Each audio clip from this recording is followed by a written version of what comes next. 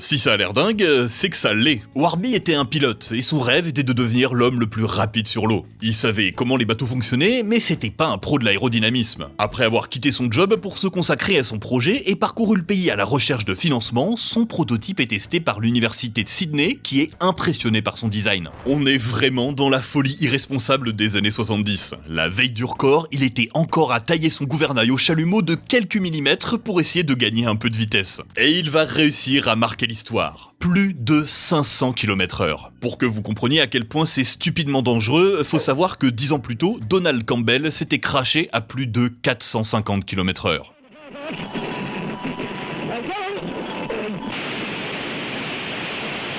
Son corps en morceaux ne sera retrouvé que 34 ans plus tard. 2 ans après le record, Lee Taylor essaie de le surpasser. Son bateau est désintégré. Pareil, 7 ans plus tard, Craig Harfons meurt à plus de 500 km/h. En fait, depuis les années 30, c'est plus de la moitié des gens qui ont tenté le record qui en sont morts.